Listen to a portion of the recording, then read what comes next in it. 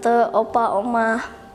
Lewat program Live Deep Talk with Pase ini, kita akan belajar tentang Alkitab lebih dalam lagi dan menggunakan bahasa yang lebih santai. Semua bisa yang mau bertanya dan yang mau untuk dukungan doa bisa ditulis di kolom komentar di bawah ini, baik yang ada di channel YouTube kami ataupun yang dari Facebook. Juga mohon dukungannya dengan mencet like, subscribe, dan tekan tanda loncengnya.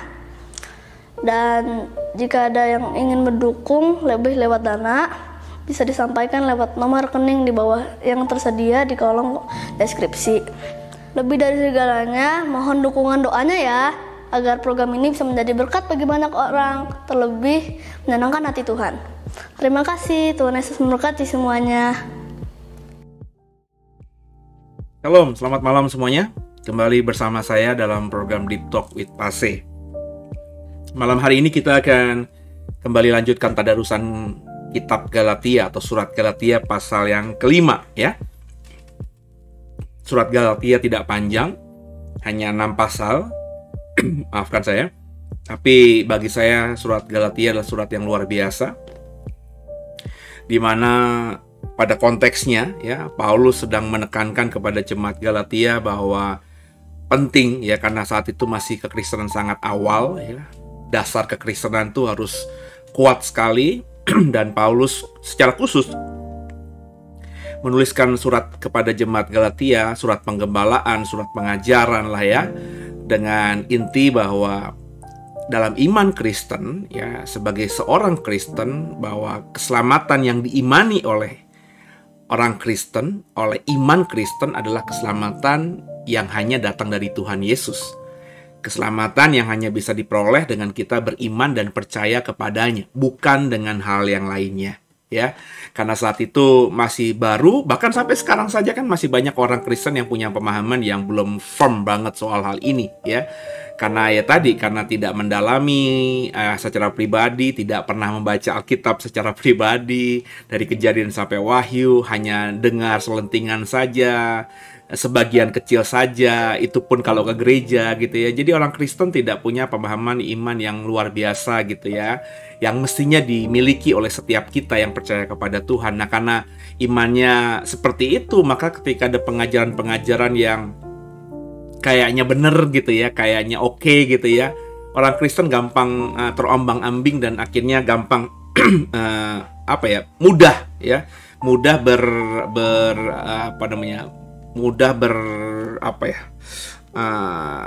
berubah pendiriannya ya. Kok kalimatnya seperti susah banget ya. Gampang berubah pendiriannya. Ya, kalau lagi ada angin yang bagus dari barat, ya berarti ke timur gitu ya.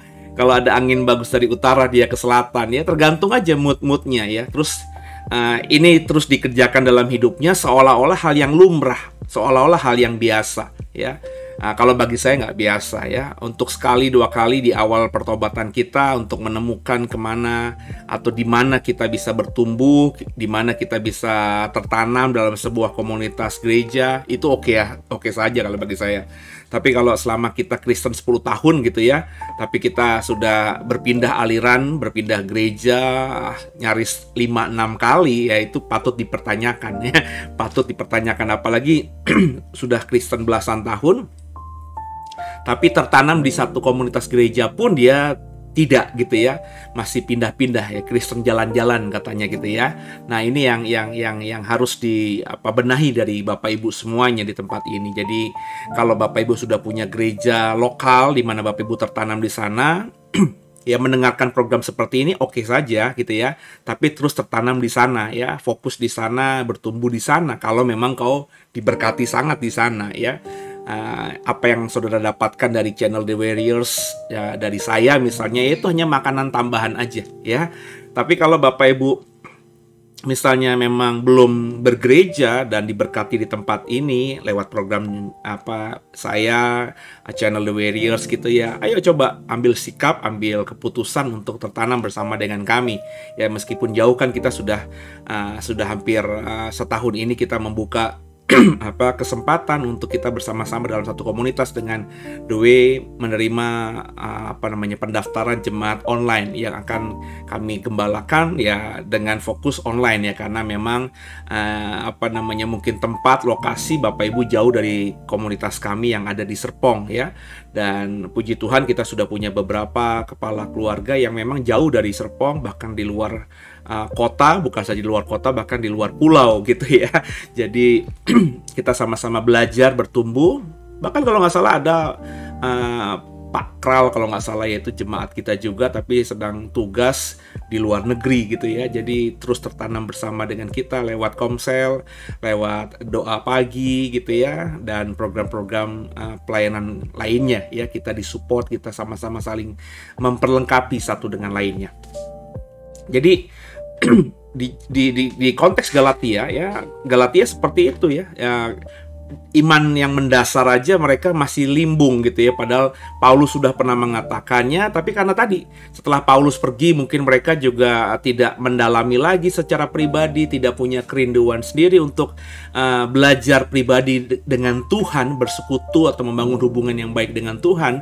Ya akhirnya ketika ada guru-guru yang saya tidak bilang sesat, Bapak Ibu bisa perhatikan bahwa sejak awal di Galatia 1, 2, 3 Injil yang lain itu saya sangat percaya Injil yang bukan sengaja disesatkan oleh guru-guru yang datang setelah Paulus, tapi mungkin karena keterbatasan iman mereka, keterbatasan ilmu agama mereka, karena kekristenan masih baru saat itu, saya bilang berkali-kali gitu ya.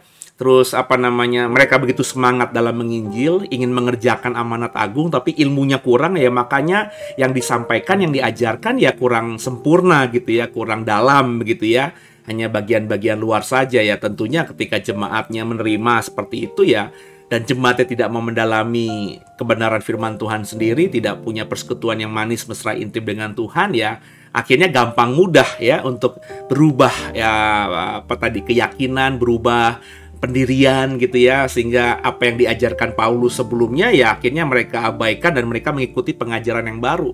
Ini tipikal jemaat yang nggak dewasa ya, tipikal jemaat anak-anak. Dikasih permen ya dia makan, tapi ketika dikasih gulali permen dibuang, dia makan gulali. Ketika ada es krim, gulali tentu dibuang, dia lebih senang memilih es krim. Begitulah kondisi banyak orang Kristen di kondisi saat itu ya. Dan saya sangat percaya juga masih banyak ya yang dalam kondisi seperti itu, iman seperti itu di dalam kekristenan akhir zaman di 2021 ini gitu ya.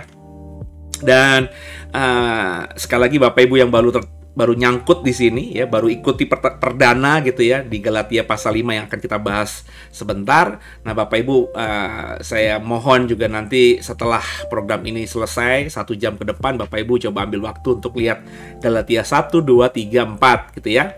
Atau andai kata misalnya Bapak Ibu mau benar-benar dari awal ya, yang program ini diabaikan dulu meskipun Bapak Ibu nyangkut, karena meskipun tidak ikut live streaming kan ini masih ditinggal di YouTube ya, materinya ada. Jadi Bapak Ibu coba lihat dulu Galatia 1 yang sudah saya bahas di beberapa hari yang lalu, Galatia 2, Galatia 3, Galatia 4, dan baru nanti ketika sudah waktunya pas gitu ya, Galatia 5 yang sedang Bapak Ibu hari ini lihat live streamingnya ditonton ya di hari-hari mendatang gitu ya. It's okay ya, ambil cara yang terbaik buat saudara. Karena kalau Bapak Ibu masalahnya hanya langsung mengikuti Galatia 5 tanpa mengikuti Galatia 1, 2, 3, 4 yang pernah saya sharingkan juga di beberapa hari yang lalu ya, tentu Bapak Ibu akhirnya tidak memahami konteksnya ya, karena nggak mungkin Galatia 5 itu Bapak Ibu mengerti dengan sungguh tanpa melihat konteksnya ya. Karena Galatia 5 ada tentu karena ada Galatia 4, 3, 2, 1 kan begitu ya. Tentu tulisannya Paulus, suratnya Paulus ini mengalir, jadi ada rangkaian yang sangat kental sekali ya. Benang merahnya kelihatan antara pasal 1, 2, 3, 4, 5 dan yang terakhir 6 ini. Jadi untuk bisa mengerti secara utuh pemikiran Paulus ketika dia menuliskan surat Galatia, maka Bapak Ibu ya tentu harus membaca dari pasal pertama hingga pasal terakhir.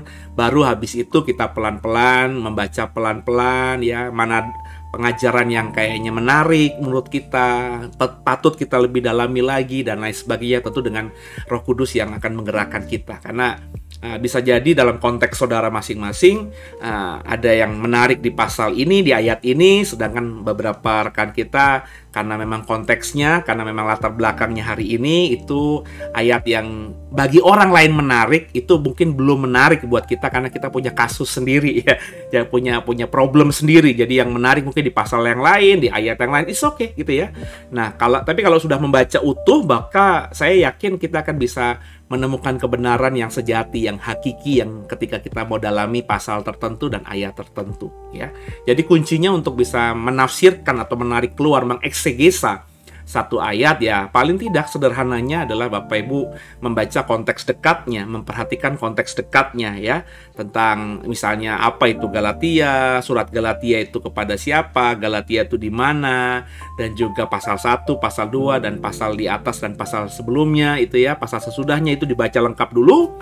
Ketika sudah lengkap tentu pasti deh ya, kita akan mengerti ayat tertentu yang sedang kita mau dalami. Begitu ya, itu kuncinya bisa memahami firman Tuhan supaya firman Tuhan itu benar-benar kita pahami, kita dapatkan tafsirannya sesuai dengan maknanya, bukan semaunya kita. Gitu ya. Jangan seperti orang di luar sana yang gampang sekali menafsirkan atau berkhotbah dari satu ayat yang kedengarannya enak di kuping ya, tapi nggak sesuai konteks. Dan maafkan saya, itu banyak sekali bertebaran di digital ya, baik orang-orang yang memang sudah top, bahkan ada beberapa yang baru ya. Saya saya karena sudah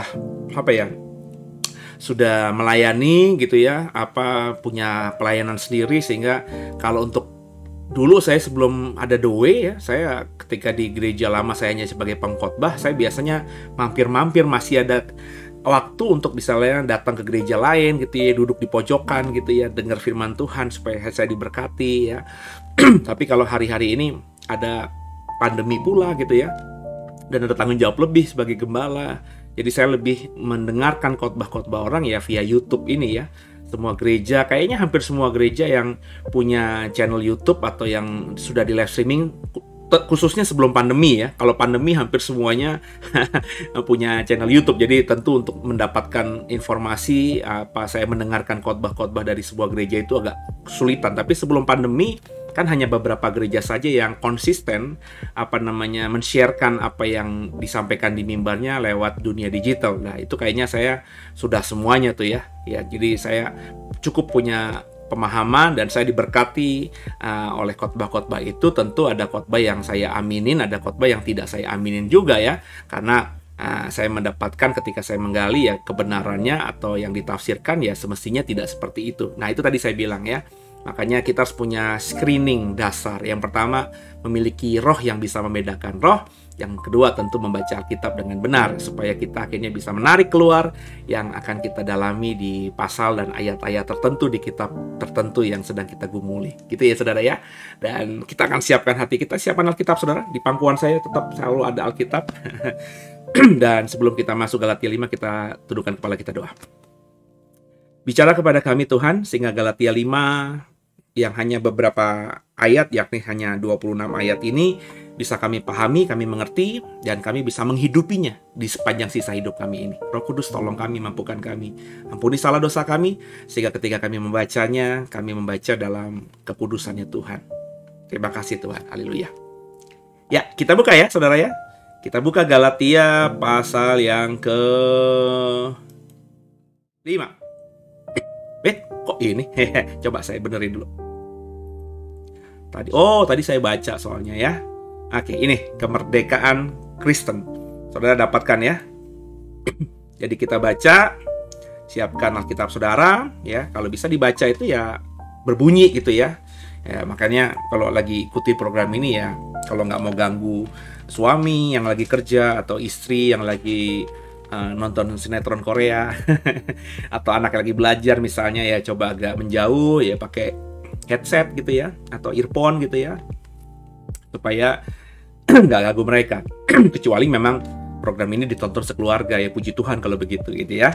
Dan kalau seperti itu, sebaiknya ketika mengikuti program seperti ini, Alkitab tuh dibaca secara lisan gitu ya, keluar dari mulut lidah kita kata-katanya.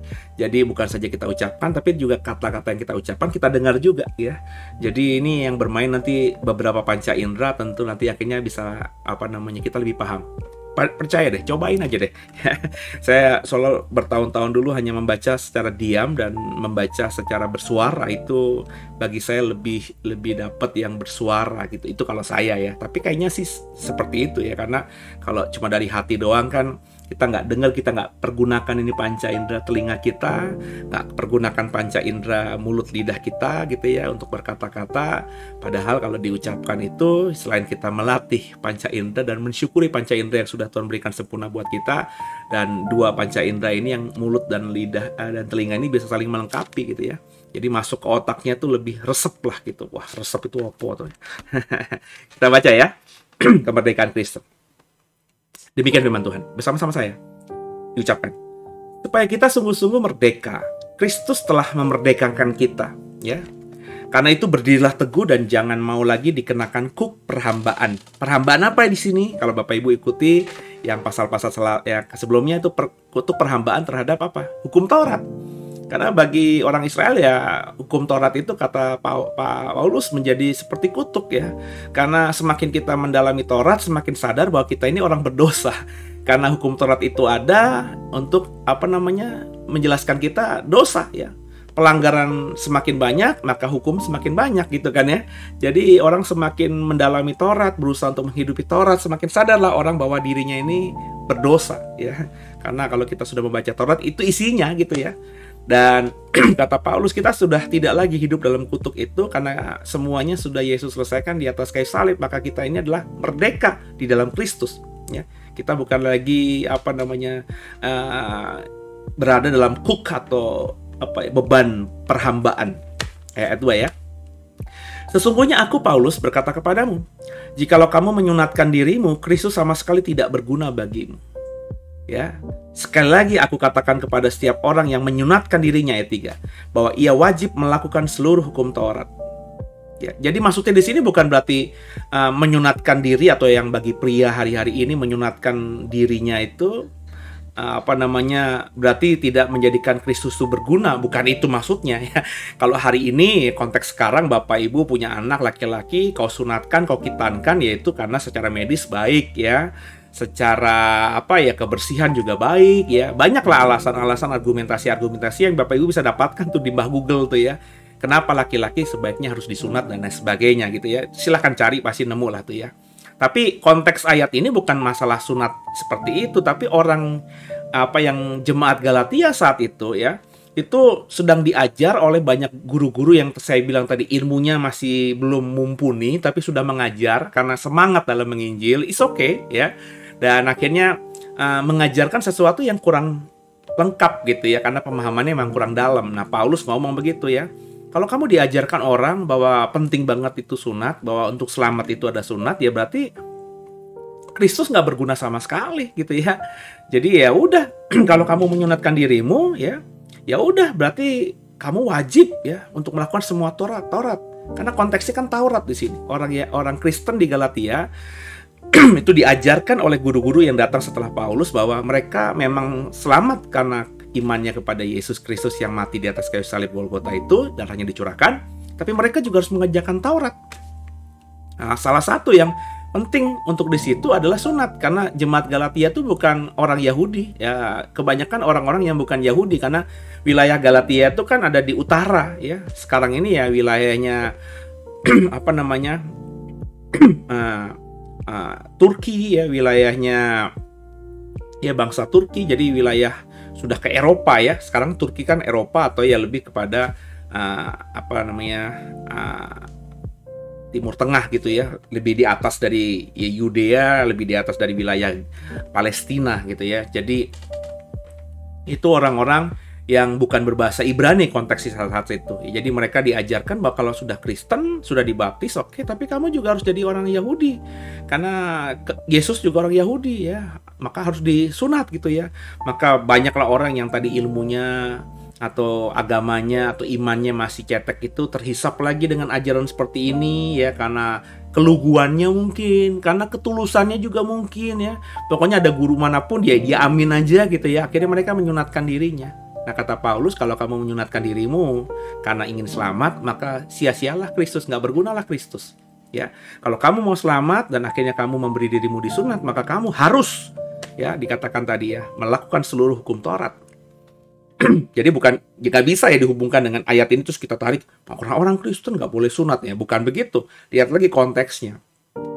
Nah, konteks ketika ayat ini ditulis gitu ya, baru kita bisa mengerti maknanya, kita maknai dengan makna iman di 2021 ini supaya tidak salah gitu ya. Nah, kalau enggak ya akhirnya ya, orang yang disunat ya berarti termasuk saya gitu ya. Berarti saya menjadikan Kristus sia-sia gitu ya. Dan saya harus hidup dalam hukum Taurat. Padahal ketika dulu saya masih kecil disunat itu ya niatnya ya untuk kesehatan ya, bukan untuk menjadi seorang Yahudi atau juga untuk menjadi orang yang akan diselamatkan. Nggak ada kepikiran itu sama sekali gitu ya.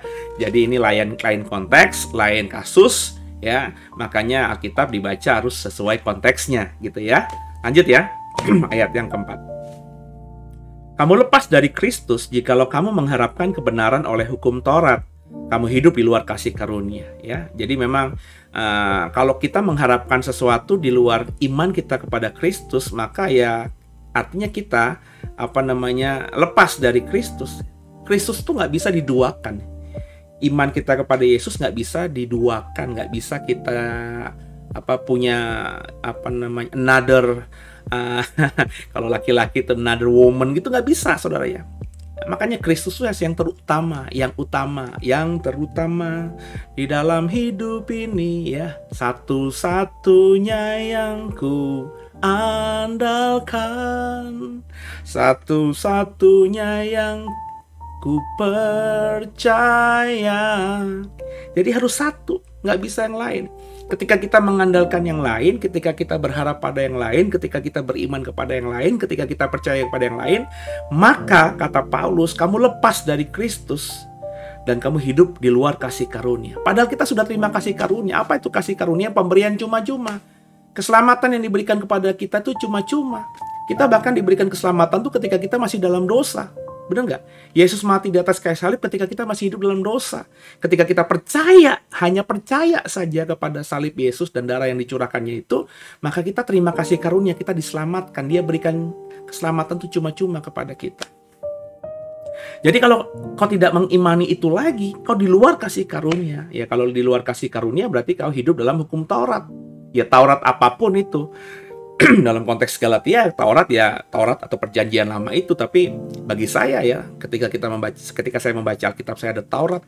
Tentu Taurat itu bagi orang-orang beda-beda. Bagi orang Jawa Tauratnya ya bukan itu, ya mungkin primbon, ya. Bener nggak saudara? Ya bagi orang-orang yang agama-agama suku yang lainnya ya mungkin itu adalah adat istiadatnya ya. Atau kalau agama-agama yang diakui juga yang lain yang di luar Kristen ya berarti kitab-kitab sucinya. Bagi saya itu Tauratnya mereka. Ya. Ya berarti harus ditaati itu semuanya. Pertanyaannya bisa apa tidak? Seperti kita di Alkitab kita kan ada perjanjian lama, kok bisa nggak menyelesaikan atau melakukan semuanya? Tentu tidak bisa. Nah kalau tidak bisa gimana? Kok tidak selamat? Karena meskipun hanya satu saja yang tidak kau kerjakan, kata Paulus di pembahasan Galatia yang di pasal-pasal sebelumnya, kau berarti tidak melakukan seluruh hukum Taurat. Ya, artinya kau menjadi orang yang terkutuk, karena terkutuklah orang yang tidak melakukan seluruh ketetapan Taurat. Itu kata Alkitab kita, kata perjanjian lama. Jadi pilih mana ya? Pilih kita hidup di dalam Kristus ya, sehingga kita akhirnya menerima kasih karunia, atau saudara memang mau memilih di luar Kristus ya, sehingga akhirnya hidup di luar kasih karunia. That's pilihan, that's choice ya. Pilihan saudara mana ya? Kalau saya dengan sadar ya, bukan hanya karena mudah, enggak juga. Ya kita memang kalau mau selamat itu ya sepertinya hanya percaya saja, tapi ada konsekuensi tanggung jawab berikutnya ya. Seperti saya bilang di pasal-pasal sebelumnya bahwa ketika kita percaya kepada Kristus, kita dibaptis dalam nama Kristus, dalam nama Yesus Kristus, kita mengenakan Kristus memang. Jadi tampilan luar kita ya anak Allah, ya, pengikut Kristus. Tapi ketika jubah Kristus itu kita buka, kan itu menjadi diri kita, dan Tuhan bisa menilik hati kita yang paling dalam loh. Jadi jangankan cuma kulit bagian luar yang kita tutupi dengan jubah Kristus itu, bahkan relung hati kita yang paling dalam pun Dia tahu. Makanya saya bilang kita harus membuat tubuh ini, hidup ini semakin hari semakin serupa segambar seperti Kristus. Dengan cara melakukan apa yang Roma 12 katakan, jadikan tubuh kita sebagai persembahan yang hidup, yang kudus, yang tak bercacat celah kepada Tuhan. Ada bagian kita mengerjakan itu, bukan untuk selamat, tapi untuk menghargai, ya, Kristus yang sedang kita kenakan itu, ya, kan begitu ya. Jadi kita andai kata kita mau buat baik kayak apapun, mau lakukan apapun yang menyenangkan banyak orang, tapi kalau kita nggak mengenakan Kristus, kita nggak percaya kepada Kristus, kita nggak dibaptis, maka kita nggak diselamatkan. Itu Alkitab, dari kitab Injil gitu, bertobatlah, berilah dirimu dibaptis, maka kamu akan diselamatkan, kan begitu ya. Jadi satu paket, satu kesatuan ya, yang tidak bisa dipisahkan. Ya kalau kita sudah membaca benar-benar ya dari Matius sampai Wahyu ya, terutama pengajaran-pengajaran Injil dan surat-surat rasul-rasul, saya percaya kita akan mengerti bagaimana kita harus sebagai orang Kristen memposisikan diri kita ya, supaya diri kita ini di mata Tuhan itu indah gitu ya. Dan lanjut di dalam ayat kelima ya. Sebab oleh roh dan karena iman kita menantikan kebenaran yang kita harapkan. Sebab bagi orang-orang yang ada di dalam Kristus Yesus, hal bersunat atau tidak bersunat tidak mempunyai suatu arti.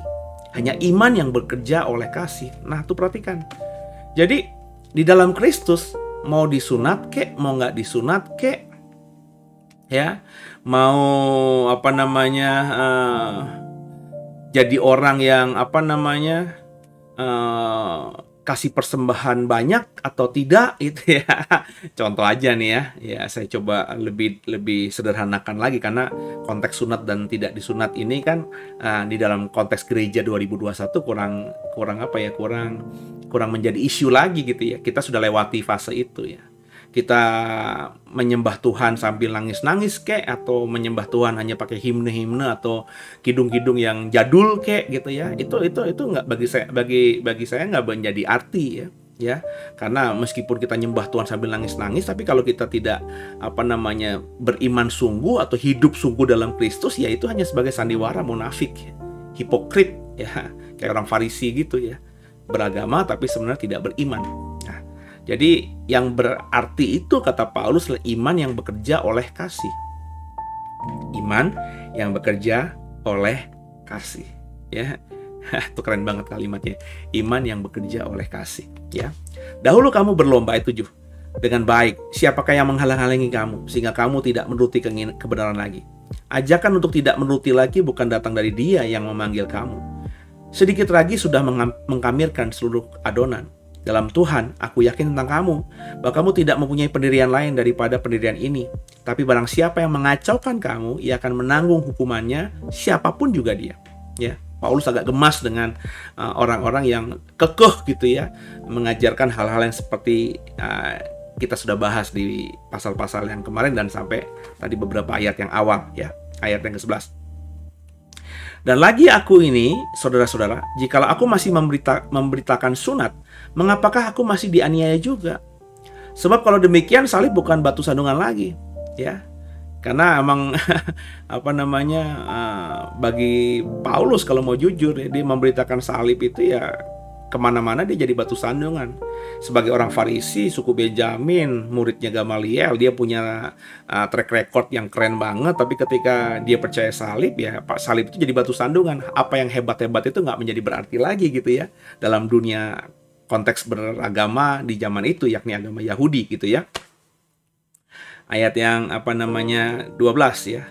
Baiklah mereka yang menghasut kamu itu mengebirikan saja dirinya ya. Jadi jangan cuma ngomong sunat-sunat, udah kebirin aja dirimu lah gitu ya. Karena udah tahu sunat itu nggak berarti lagi dalam iman kepada Kristus. Masih aja ngomongin sunat. Bukan udah ajar sunat itu hanya gambaran saja ya.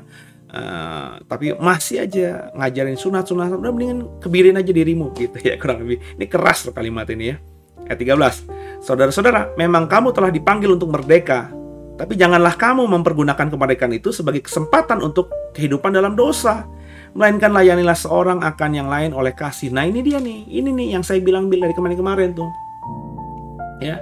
Jadi bukan berarti kita ini terima grace, kita ini diselamatkan karena iman percaya, kita ini diberikan keselamatan cuma-cuma, ya. Kita ini diberikan anugerah oleh Tuhan keselamatan itu, ya. Bukan cuma itu, tapi dikatakan tadi, ya, bukan berarti setelah kita merdeka dari dosa, kita tidak lagi hidup dalam kutuk perhambaan dosa. Kutuk dosa udah nggak berkuasa lagi atas kita, terus kita akhirnya diberikan kebebasan juga untuk hidup dalam dosa. Bukan begitu, ya.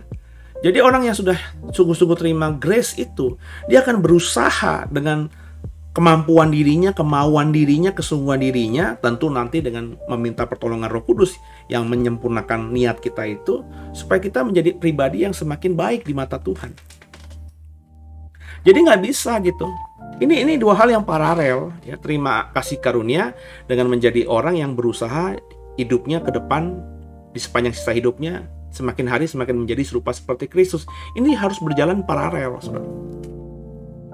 Jadi jangan ngomongin grace. Saya sudah selamat, saya terima kasih karunia karena percaya kepada Tuhan.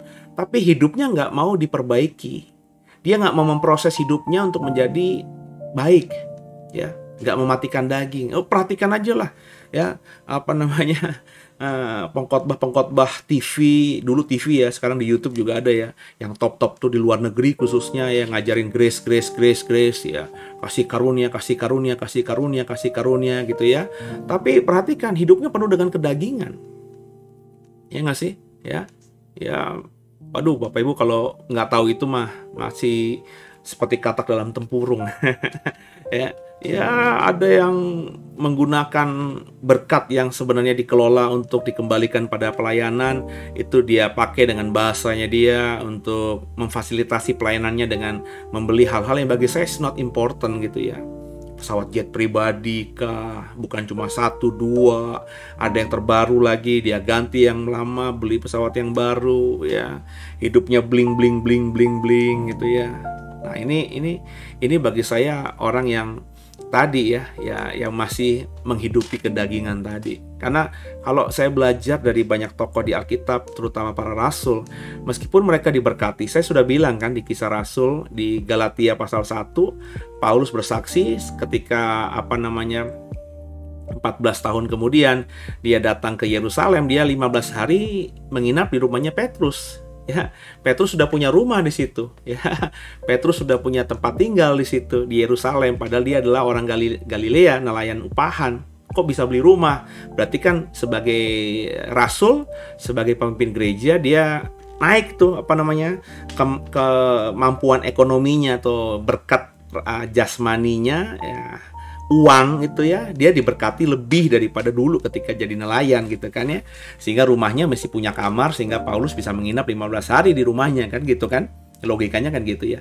Tapi apakah Petrus itu hidupnya foya-foya, hidupnya glamor, hidupnya hedon begitu? Mempertontonkan atau menunjukkan dia itu orang yang diberkati dengan penampilan yang bling gitu. Alkitab saya nggak pernah mengatakan begitu ya.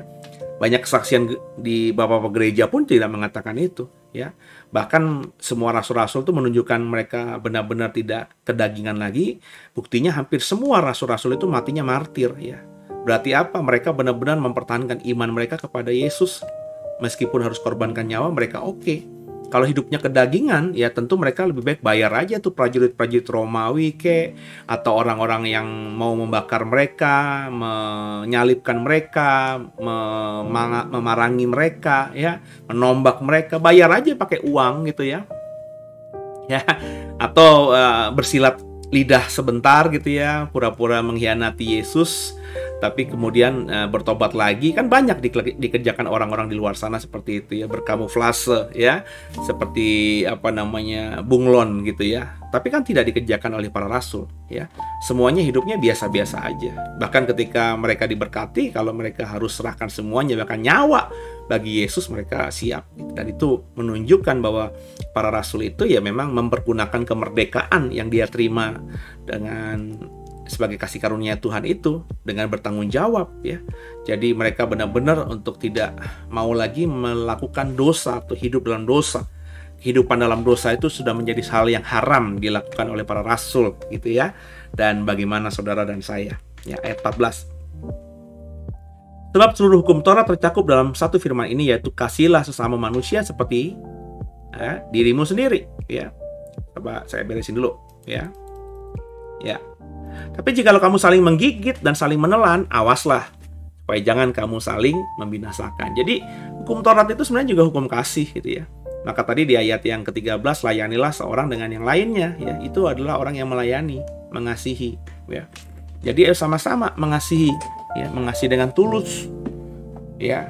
Tapi ya tadi ya, kita jangan pakai argumentasi, jangan pakai alasan itu untuk mencari kesempatan dikasihani oleh orang lain gitu. Nah, itu hal yang berbeda.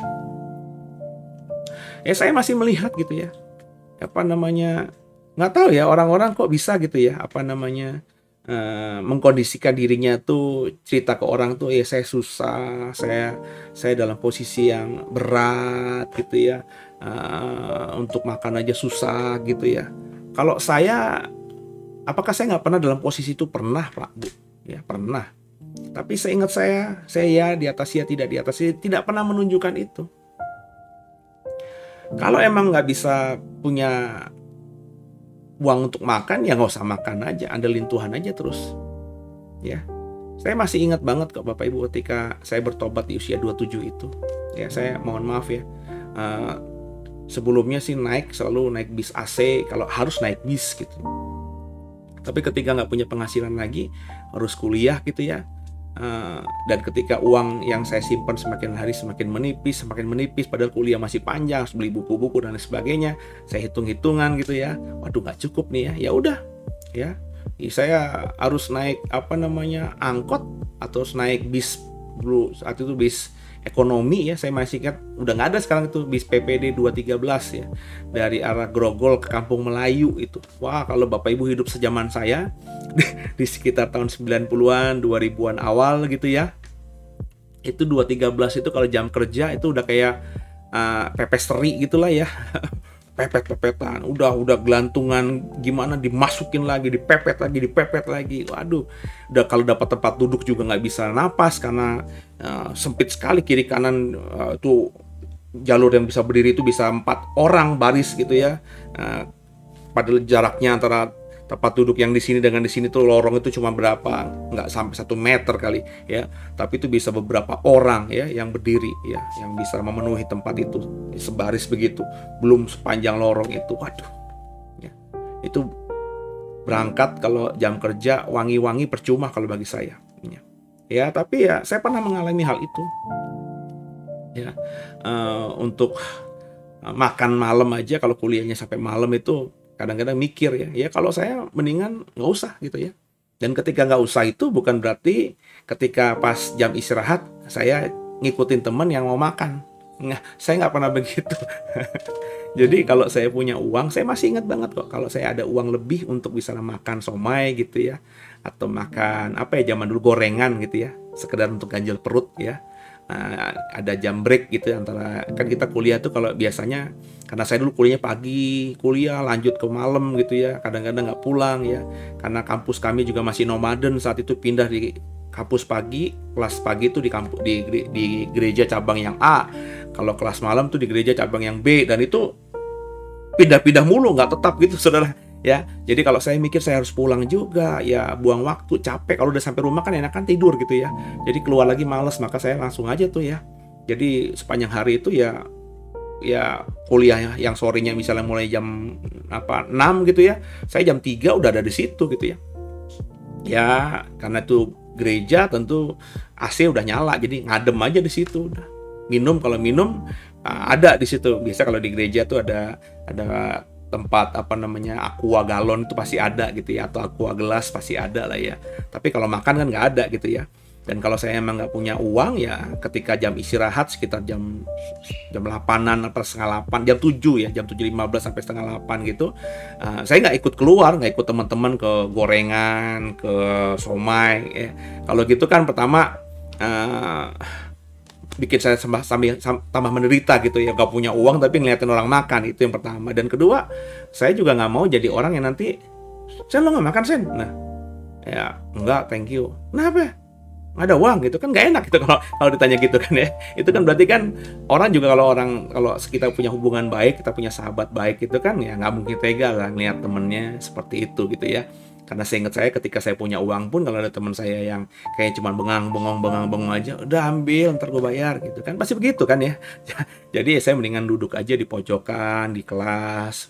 Lu nggak keluar nggak makan? Nggak lah, gue baca aja gitu ya. Padahal emang nggak punya duit itu, padahal perut juga kerutuk-kerutuk. Itu bagi saya apa namanya, suatu pride gitu ya, yang sampai sekarang nih saya cukup bangga akan hal itu. Jadi saya cukup bangga menjadi orang yang seingat saya ya, dari usia pertobatan saya di usia 27 itu tidak pernah mengkondisikan diri saya tuh susah di depan orang. Saya miskin di depan orang, ya. Saya nggak punya uang di depan orang, ya. Saya nggak pernah itu pakai bahasa-bahasa yang kayak tadi itu ya. Iya nih gila lah, buku mahal, gue nggak punya uang lagi. Nggak pernah gitu loh, ya. Kalau emang pas nggak punya uang untuk beli buku ya, udah pinjem aja dulu ya, atau nunggu aja ada berkat kapan gitu ya. Kalau nggak bisa beli yang aslinya ya, yang penting-penting yang untuk jadi bahan ujian atau bahan presentasi kita fotokopi zaman dulu, karena Google atau internet belum begitu banyak seperti sekarang hari-hari ini gitu ya. Jadi kita fotokopi gitu ya, lebih murah, lebih ngirit gitu ya.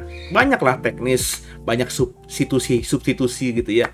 Dan itu bagi saya tadi suatu kehormatan bagi saya, ya kebanggaan saya, karena seingat saya nggak pernah minta-minta dalam kondisi apapun. Nah orang banyak yang menggunakan hal itu. Oh itu orang itu loh, kita harus penuh kasih. Oh itu orang Kristen. Terus dia kondisikan dirinya seperti itu. Supaya apa? Supaya orang Kristen yang punya kasih dan lagi hidup diberkati berlimpah itu memberkati kita. Waduh saudara ya, kalau saya sih lebih baik nggak terima hal-hal seperti itu ya. Dengan cara seperti itu ya, mendingan susah ya, dan hanya teriak sama Tuhan dan menantikan berkat dari Tuhan aja gitu, daripada mengkondisikan diri.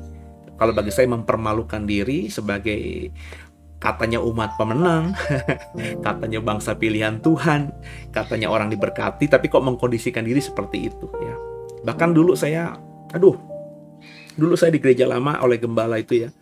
Ketika saya ikut pertama kali gembala dipanggil, yuk ikut saya ya gitu kan. Saya pikir ya melayani ya nggak dapat apa-apa gitu loh ya. Tulus aja, seneng aja lah, gembala kok ya, gereja besar gitu ya, disuruh ngikutin dia gitu. Saya dulu cuma bawa minyak ya, karena gembala saya saat itu sangat percaya kuasa minyak kurapan itu ya. Jadi kemana-mana bawa minyak, itu bawa kayak kayak kontainer gitu ya.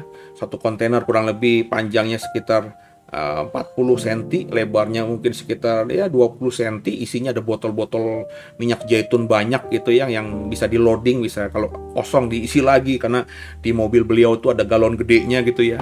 Dan itu saya bawa itu kemana-mana gitu ya, dampingin beliau. Saya pikir udah seneng lah saya punya kesempatan melayani seorang hamba Tuhan yang besar, yang punya nama hebat gitu ya. Udah cukup lah, udah cukup bangga lah saya untuk itu ya. Sambil nanti saya lihat, oke Tuhan, saya setia untuk ini, angkatin minyak nggak apa-apa lah ya. Kalau saya tulus aja lah, nanti pasti Tuhan punya rencana yang luar biasa buat saya. Nggak kepikiran macam-macam gitu ya. Tapi ya tadi, pas hari pertama saya masih ingat gitu ya. Terus kok teman-teman yang lainnya kok yang udah senior gitu, yang udah duluan, kan saya nih orang baru ikut malam sekali itu, hari Minggu itu ya, dipanggil untuk ikut. Terus yang lain-lainnya kok pas gembala naik mobil pulang itu, kalau saya udah naruh minyaknya di belakang mobil, di bagasi, ya saya minggir karena saya nggak ngerti apa-apa ya. Dipanggil gitu sama deketin gembala gitu ya. Ternyata itu saudara, gembala kita bermasa dulu memberkati setiap tim yang ikut dia gitu ya, dengan nominal yang bagi saya saat itu luar biasa gitu ya.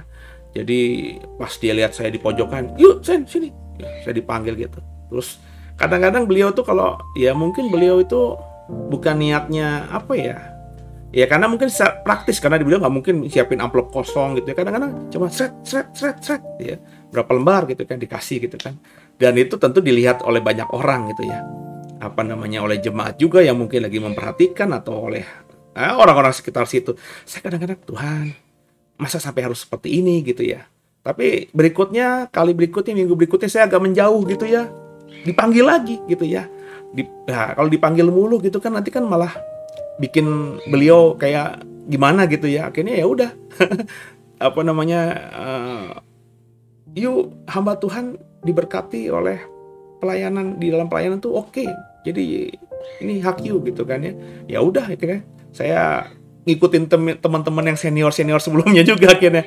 Tapi ya tadi saya pikir, aduh Tuhan, apakah seperti ini gitu loh ya, dalam artian saya harus seolah-olah saya nggak minta, tapi kalau seolah-olah pasti dilihat orang kan saya minta gitu kan ya, minta dari hasil pelayanan yang saya bantu beliau dari pagi sampai malam gitu ya.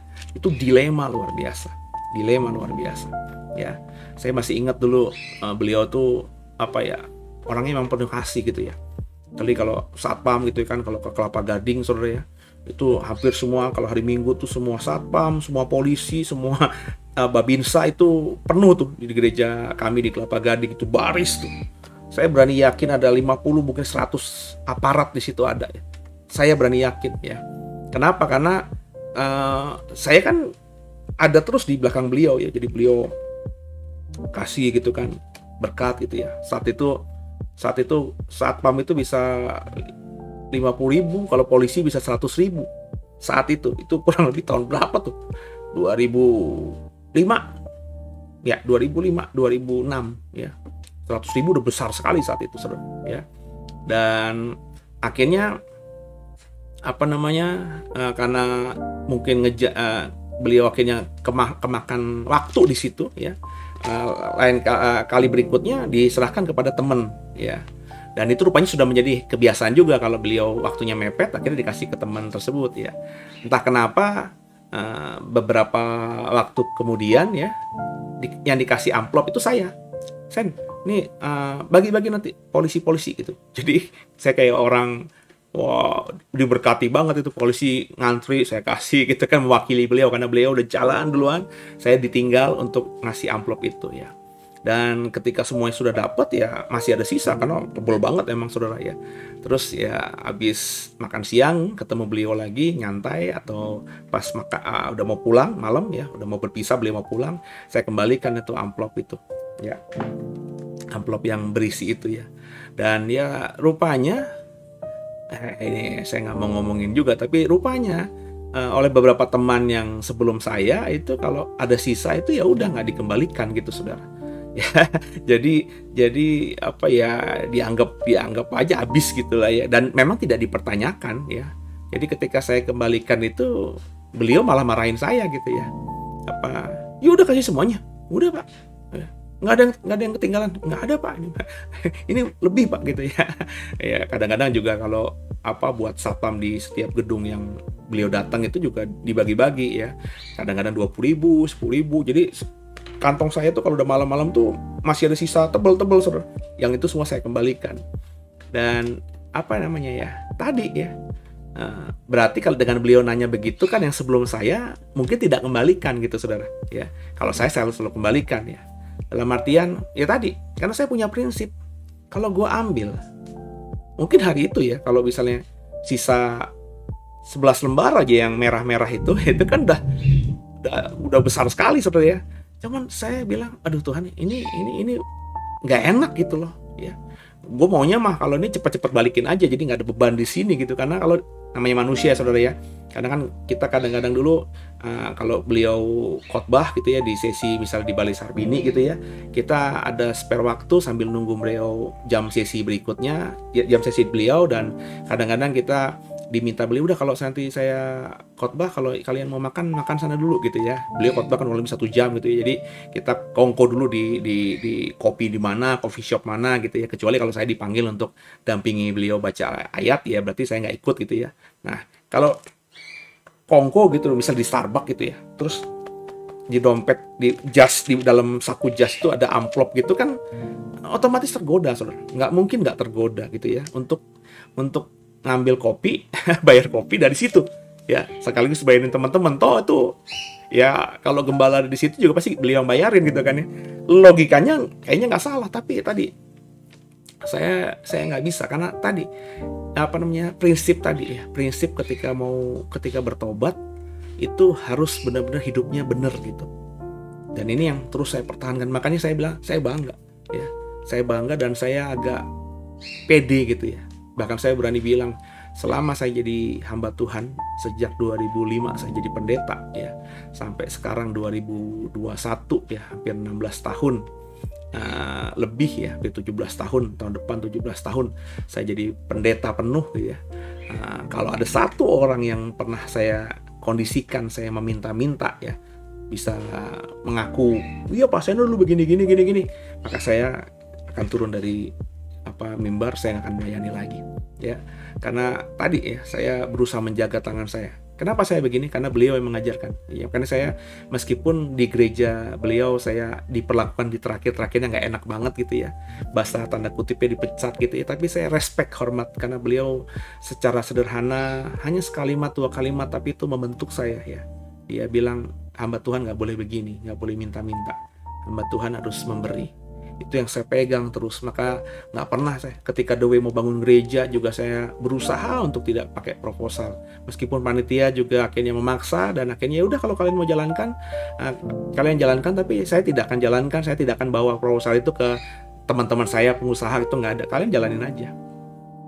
Dan ini iya di atasnya tidak diatasi teman-teman panitia yang mau jalanin proposal, memaksa saya untuk buat proposal, mereka jalanin proposalnya dengan berkat yang didapat oleh gereja ya, yang tanpa proposal tiba-tiba ada aja orang yang ngasih gitu ya. Ketika tahu bahwa kami sedang membangun, dengar gereja sedang bangun, dengar saya lagi ngebangun gereja gitu ya, tanpa proposal ya, itu jumlah jauh berkali lipat daripada yang memberi karena proposal. Jadi saya udah punya keyakinan bahwa sebenarnya kita ini pasti diberkati Tuhan. Pasti diberkati ya. Kadang kalau belum dapat hari ini ya karena belum waktunya aja, Tuhan masih mau mungkin menguji kita gitu ya. Menguji usus kita apakah kuat untuk agak tidak atau mengistirahatkan usus kita supaya tidak melumat atau tidak bekerja terus-menerus mengolah makan yang kita masukin di mulut lidah kita. Nobody knows gitu ya. Jadi belajarlah jadi orang yang seperti itu, saudara ya. Jadi meskipun kita harus mengasihi, orang Kristen harus saling mengasihi ya, tapi berusahalah untuk tidak mencari kesempatan dari hidup yang saling mengasihi itu dengan meminta-minta ya. Ya, seperti itu yang harus dikerjakan ya. Lanjut ya, ayat 16. Tinggal beberapa ayat lagi, 10 ayat lagi ya. Maksudku ialah hiduplah oleh Roh, maka kamu tidak akan menuruti keinginan daging. Jadi kita harus hidup oleh Roh, maka tidak akan menuruti keinginan daging. Jadi maafkan saya tadi kembali kepada hamba-hamba Tuhan, ngaku pendeta, ngajarin kasih karunia gitu ya, ngaku sudah hidup dalam Roh ya, penuh dengan Roh, berbahasa Roh senantiasa bahkan dalam khotbah-khotbahnya, dalam ibadah-ibadahnya, tapi kedagingannya tuh masih kental banget gitu ya. Ya. Jam tangannya, bajunya itu masih yang merek-merek, wah top banget lah gitu ya, yang harganya kadang-kadang nggak masuk akal ya, dan bangga banget lagi dengan make itu ya, kayak Hotman Paris gitu ya, cincinnya di mana-mana gitu ya. Nah itu yang saya kadang-kadang heran, karena bagi saya itu keinginan daging ya, dan Alkitab saya mengatakan hiduplah oleh Roh maka kamu tidak akan menuruti keinginan daging. Jadi kalau orang hidup dengan Roh, hidup dalam Roh, hidup oleh Roh, maka keinginan daging itu lama-lama akan terkikis dan akhirnya ya nggak akan menjadi prioritas gitu, nggak akan jadi hal yang utama gitu, nggak akan kita akhirnya men-show off, mempertontonkan apa yang bisa kita pakai ya, kita minum, kita makan ya. Kita nggak akan begitu ya beli tas seadanya ya. Kalau diberkati yang orang lain ya itu kita nggak bisa, ini namanya tiba-tiba saya diberkati gitu ya, ya puji Tuhan. Tapi untuk beli dengan harga segitu, mestinya tadi kalau sudah hidup dalam Roh nggak seperti itu ya. Jadi tolong perhatikan kalimatnya baik-baik ya. Saya ulang lagi ya ayat 16 ya. Maksudku ialah hiduplah oleh Roh maka kamu tidak akan menuruti keinginan daging. Sebab keinginan daging berlawanan dengan keinginan Roh, dan keinginan Roh berlawanan dengan keinginan daging. saling bertolak belakang gitu. Keinginan roh dan keinginan daging itu saling bertolak belakang. Karena keduanya bertentangan, sehingga kamu setiap kali tidak melakukan apa yang kamu kehendaki. Jadi nggak mungkin orang yang terus menuruti keinginan dagingnya itu hidup dalam roh. Itu dua hal yang berbeda. Jadi kalau kelihatan ada orang tertentu ya hidup selalu menuruti keinginan dagingnya, maka percayalah bahwa dia belum hidup oleh roh. Orang yang hidup oleh roh itu keinginan dagingnya nggak akan kelihatan, nggak akan tereksposisi gitu, terekspos gitu ya. Bukan dia menyembunyikan, nggak. Emang bukan dia lagi, dia nggak begitu, dia biasa aja, ya. Makanya saya tadi ya, saya kadang-kadang saya nggak pernah vulgar sih mengkritisi gitu ya. Tapi saya jadi pelajaran buat saya. Saya kagum sama beberapa hamba Tuhan di luar negeri yang ya memang punya masa banyak ya. Gerejanya besar ya, cara khotbahnya juga enak ya. Saya kadang-kadang dengerin juga gitu ya. Tapi saya ketika tahu kehidupan pribadinya, bagaimana mereka hidup, di mana mereka makan, di mana rumahnya, apa kendaraannya, apa merek pakaiannya, ya itu kadang-kadang saya mikir ngelus dada gitu. Oh gini toh, ya gini toh. Apakah ini bukan keinginan daging ya? Gitu ya, kurang lebih begitu saudara ya. Apalagi kalau mereka sengaja itu ya, memang di sosial media masing-masing mereka ya, itu mempertontonkan secara nggak langsung ya foto di depan restoran gitu ya, sekeluarga ya, semua anak-anak perempuannya megang tas yang jelas-jelas bermerek gitu ya, nggak disembunyikan. Kan bisa kalau mau foto di depan restoran ya sah-sah saja.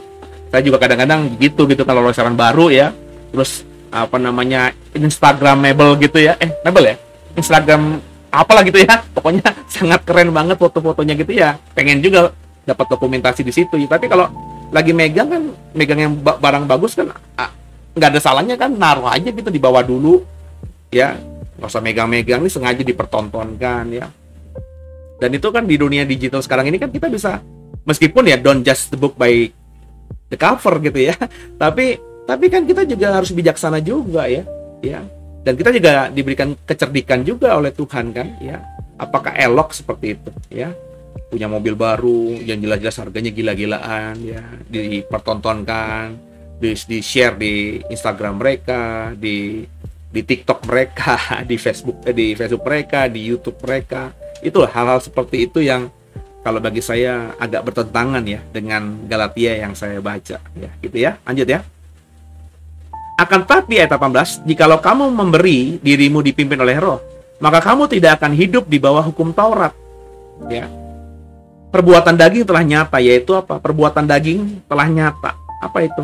Percabulan, kecemaran, hawa nafsu, penyembahan berhala, sihir, perseteruan. Ya, itu makanya banyak pendeta sekarang suka berseteru dengan orang-orang. Ya. Ada aja tuh dikritisi. Ya. Ada saya ketemu belum lama itu satu channel hamba Tuhan dari daerah kalau nggak salah ya. Saya nggak kenal tadinya teman, karena kok muncul, saya pikir dia khotbah, ternyata orang ini selalu mengkritisi pengajaran pendeta lain gitu. Ya, jadi kalau ada pendeta lain mungkin salah dianggapnya gitu ya, dia langsung bikin video reaction. Ya. Jadi khotbahnya pendeta ini apa yang salah, terus dia reaksi gitu ya. Jangan begini, nggak begitu, kurang tepat tafsirannya, terjemahannya, bla bla bla bla bla gitu kan ya. Aduh, saudara ya, saya kadang-kadang geleng-geleng kepala. Kalau tahu ya, kenal gitu ya, udah tegur aja, telepon aja, WhatsApp aja gitu ya. Kalau pendeta yang dikritisinya pendeta terkenal kan nyari nomor handphonenya gampang, nyari WhatsAppnya gampang gitu ya. Saya kalau mau cari pendeta-pendeta yang top-top itu nyari handphonenya, WhatsAppnya gampang kok, orang top mereka ya. Yang tahu nomor telepon pendeta top kan bukan cuma satu, pasti banyak gitu ya, gampang gitu ya. Jadi bisa dihubungi langsung 4 mata gitu ya, nggak usah lewat YouTube lah gitu ya. Lewat YouTube kan berarti kan mempermalukan begitu ya. Nah itu perseteruan bagi saya ya. Hal-hal gitu tuh jangan dijadikan konten ya. Kalau memang terganggu, saya sering ya, saya baca statusnya teman saya yang pendeta, khotbahnya teman saya yang pendeta di YouTube gitu ya, terus saya terganggu dengan yang bagi saya tafsirannya kurang tepat ini gitu ya. Maka saya tanpa nyebut dia, tanpa juga ngusik-ngusik dia, tanpa tahu orang lain tuh saya sedang tidak suka atau tidak cocok dengan ajarannya dia, saya bikin materi sendiri tentang hal yang sama gitu ya. Supaya apa? Supaya ya kalau ada masa orang-orang atau jemaat saya yang sempat dengar atau lihat khotbahnya pendeta tertentu itu tentang hal tertentu itu, akhirnya ketika dengar saya tahu pandangan saya. Ya tinggal mereka nanti pilih yang mana gitu, yang diikuti, kan begitu. Jadi nggak perlu kan saya video reaction, wah si pendeta ini sesat karena ngajak gini. Nggak usah, saudara. Bikin aja materi sendiri seperti yang kau imani dan kau percayai, yang kau tahu sesuai ilmumu, sharingkan itu. Kan itu lebih bijak gitu ya. Tanpa perlu menyebut-nyebut gitu ya. Perselisihan, iri hati, ya. Iri hati itu dibuang jauh-jauh lah ya. Ya. Ada junior saya sekarang ini jauh lebih diberkati daripada saya. Ya, saya malah bangga ya. Nggak iri hati ya. Amarah, kepentingan diri sendiri, percideraan, roh pemecah. Nah ini nih, roh pemecah nih. Yang sering banget gitu ngadu domba, manas-manasin, ngompor-ngomporin orang. Yang kalau si ke A ngomongnya B, kalau si B ngomongnya A gitu ya, sehingga si A dan B akhirnya berantem atau saling suka nggak sukaan gitu ya. Nah kita kadang-kadang begitu ya. Nggak tahu, saya juga bingung ya. Dan itu saya sering ketemu di gereja gitu. Orang-orang yang dalam pelayanan tuh sering banget saya lihat begitu gitu ya. Lu udah tahu belum? Ini begini loh. Saya ngomongin begitu. Jangan-jangan saya kalau lihat ada orang cerita kepada saya tentang orang lain ya. Saya jujur sih masuk kiri keluar kanan aja gitu. Ya saya dengerin tapi nggak saya gugu, nggak saya gimanain gitu, biarin aja, lewat aja gitu. Kenapa? Karena bagi saya orang kalau jelek-jelekin orang di depan saya, jangan-jangan ke orang lain saya juga dijelek-jelekin gitu. jadi kan ini kan karakter, saudara ya. Karakter. Orang kalau gampang ngebuka aib orang itu berarti karakter itu. Itu bukannya sesuatu yang dia ingin menyelamatkan orang itu. Kalau menyelamatkan orang itu dia pasti tegur orang itu, ya, atau doakan gitu ya, bukan diomongin gitu ya. Jadi saya kalau dengan orang-orang begitu tuh ya gimana gitu ya, mau kita musuhin kita nggak boleh musuhin gitu, bener nggak sih? Kalau itu orang terdekat kita mau kita jauhin tapi kita nggak boleh jauhin ya. Kalau kita nggak senyumin, kita nggak dekat, kita nggak tegur dia, nanti disangka sombong, disangkanya tidak bawa damai sejahtera. Tapi kalau deket dia ya empat juga kadang-kadang. jadi ya gimana ya tadi ya, saya ketemu formulanya. Ya udah kalau dia ngomong apa-apa, oh iya, tanpa saya tanya, emang begitu ya? Oh, yang benar lu tuh dari mana? Saya nggak pernah begitu. Ya di atas ya, tidak di atas tidak. Saya cuma dengerin aja. Oh gitu. Ya. Oh ya udah, doain aja. Cuma gitu aja. Kenapa? Karena tadi ya. Nah, orang-orang seperti itu tuh ya bagi saya ya karakternya masih dipuasakan 40 hari 40 malam supaya berubah gitu, saudara ya. Ya, jadi hal seperti itu banyak banget di gereja ya, di dalam dia pelayanan ya. Ya kalau di gereja aja banyak, gimana di luar ya. Jadi iri hati, amarah, kepentingan diri sendiri, pencitraan, roh pemecah itu jangan sampai ada dalam diri kita. Itu semuanya adalah perbuatan daging ya. Ada kedengkian, dengki, kemabukan. Kemabukan itu bukan saja mabuk anggur loh, saudara ya. Tapi ngefans sama hal-hal tertentu, mengidolakan sesuatu secara berlebihan. Terus berusaha untuk memiliki sesuatu secara berlebihan. Itu kemabukan bagi saya. Ada orang yang kalau udah sinetron Korea tuh ya, film seri Korea itu ya, itu udah ada premiernya gitu ya. Itu ditunggu dan langsung ditonton kalau perlu ya. Pas lagi nonton tuh nggak boleh diganggu ya, dijauhi semuanya gitu ya, fokus gitu ya. Itu bagi saya kemabukan, apalagi sampai lebay gitu ya, sampai ke bawah-bawah gitu ya, sampai mimpi-mimpi ya, sampai nangis-nangis sendiri ya. Bagi saya itu kemabukan. Atau suka sama merek tertentu sehingga setiap keluar baru berusaha untuk beli yang baru juga, itu kemabukan bagi saya. Jadi kemabukan itu bukan karena anggur semata, tapi tidak bisa menguasai diri. Itu makanya disebut perbuatan daging tadi. Pesta pora. Oh, pesta boleh aja ya. Merayakan syukur ulang tahun kita boleh aja, tapi kan nggak perlu tiap tahun juga lah ya. Dan nggak perlu besar-besaran juga kan ya. Saya seumur-umur dirayain ya waktu sama ibu bapak saya ketika saya kecil. Terus ya nggak juga tiap tahun gitu ya. Di pandemi ini bahkan nggak dirayakan. Bahkan ulang tahun kemarin saya di rumah sakit jagain ipar tanggal 11 Mei. Itu sama sekali bagi saya garing banget ya. Nggak ada sesuatu lah. Di rumah juga pulang udah capek ya, udah malam gitu ya. Mau rekaman juga rekamannya gagal. Kalau Bapak Ibu ingat di beberapa hari lalu kan saya curcol gitu ya, udah gue siap rekaman, ternyata suaranya nggak keluar gitu ya. Jadi tanggal 11 Mei justru kemarin itu ulang tahun saya yang tahun ini nih, yang barusan kemarin lewat, itu sesuatu yang bagi saya abnormal. Tapi disyukuri aja gitu ya. Jadi nggak perlu hal-hal seperti itu ya.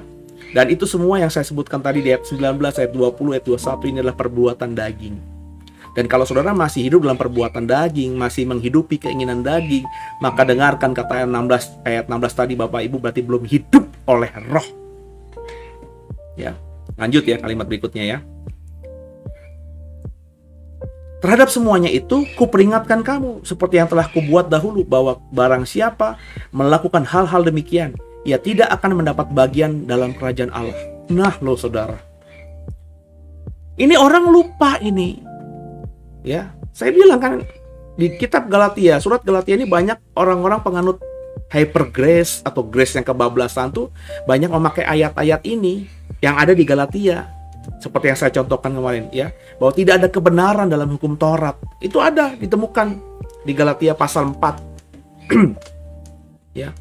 Maka sia-sialah kalau ada kebenaran dalam hukum Taurat, sia-sialah kematian Kristus. Jadi berarti kan hukum Taurat itu kan sia-sia.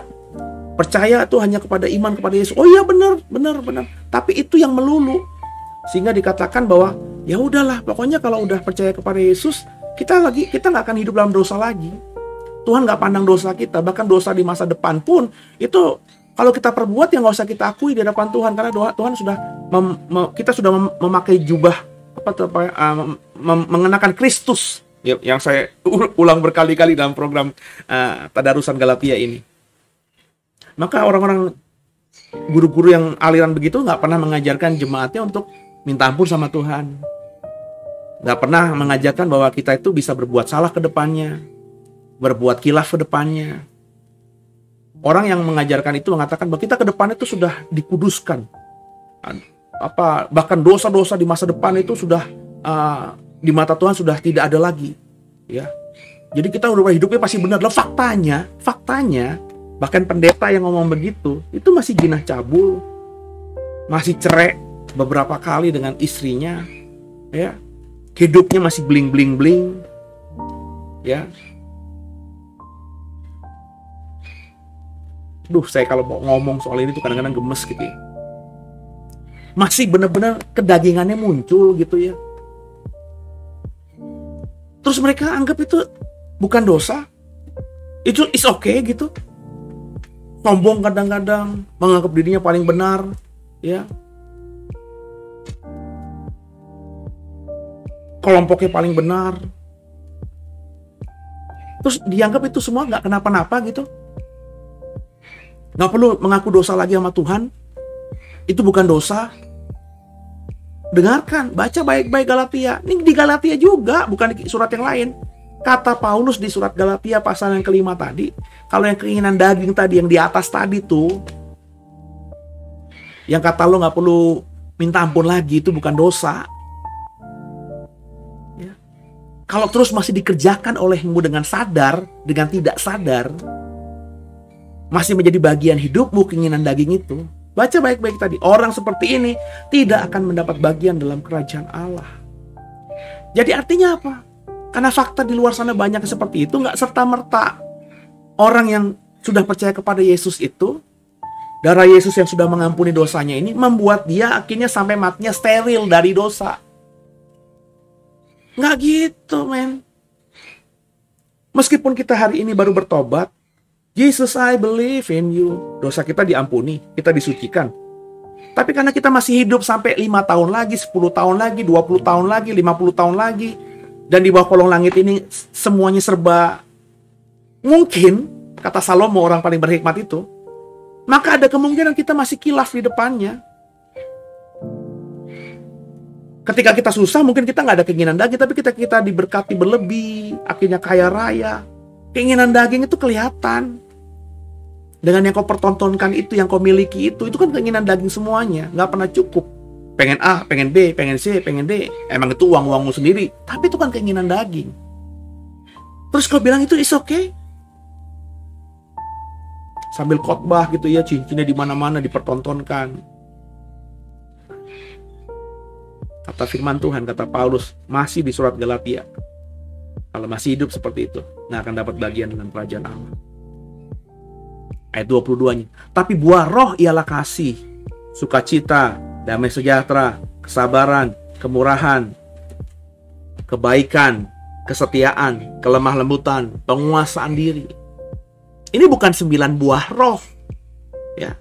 Tetapi buah roh di ayat 22, buah roh itu bentuknya singular, tunggal.